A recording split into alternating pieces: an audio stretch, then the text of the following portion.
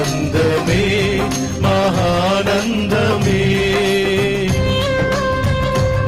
ఆత్మీయ యాత్రలో పలు శోధనలు రాగా నీ వాక్యమే బలపరిచనే, బలహీనతలను తీర్చనే.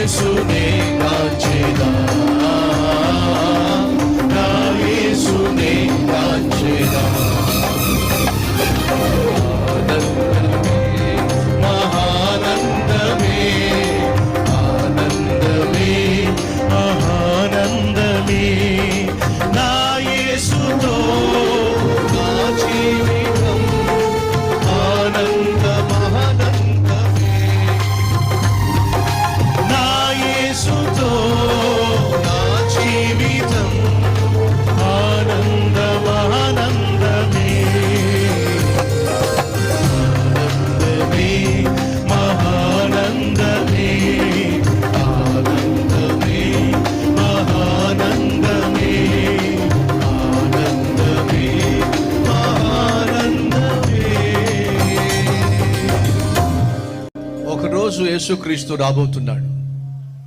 ఆయన మేఘాల్లో ప్రత్యక్షమవుతాడు. ఎవరి కోసమో చెప్తారా? కాస్త మాట్లాడరేమిటండి? కొంచెం గట్టిగా చెప్తారా? కొంచెం గట్టిగా. చాలామంది ఏమంటున్నారంటే మన కోసం అని అంటున్నారు. ఆత్మీయత అనేది వ్యక్తిగతం. వివాహము అనేది ఏ విధంగా వ్యక్తిగతమో ఆత్మీయత కూడా వ్యక్తిగతం. ఎవరైనా ఒక స్త్రీ వెళ్తుంది అనుకోండి, ఎవరండి వారు అని చెప్పంటే మన భార్య అని చెప్పి అనరు, అంటే తంతారు. ఏమంటారు చెప్పండి? ఒకవేళ మీ భార్య అనుకోండి, నా భార్య అని అంటారు. యేసుక్రీస్తు ఎవరి కోసం రాబోతున్నాడంటే మన కోసం కాదు. చెప్పాల్సిందేమిటి? నా కోసం రాబోతున్నాడు. మీలో ఎంతమందికి ఆ నమ్మకం ఉంది? నా కోసం యేసయ్య రాబోతున్నాడని నమ్మిన వాళ్ళు ఒకసారి చూపిస్తారా? వండర్ఫుల్.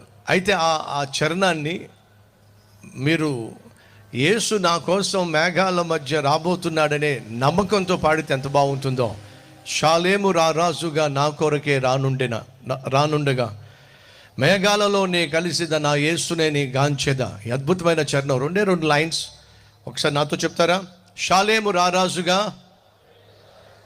నా కొరకే రానుండేగా, మేఘాలలో నే కలిసేదా, నా యేసునే గాంచెదా.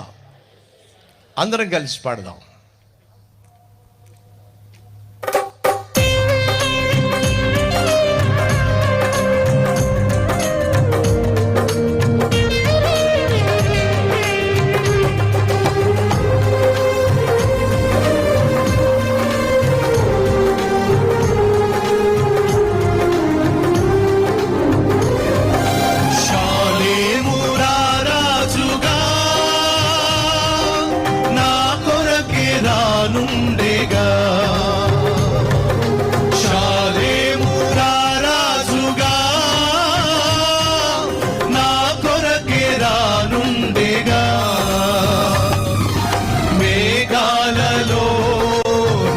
కలిసేదా, మేఘాలలో నే కలిసేదా, నా యేసునే గాంచెదా,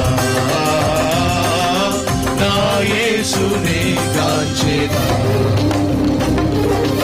ఆనందమే మహానందమే, ఆనందమే మహానందమే, నా యేసుతో నా జీవితం ఆనందమానందమే, నా యేసుతో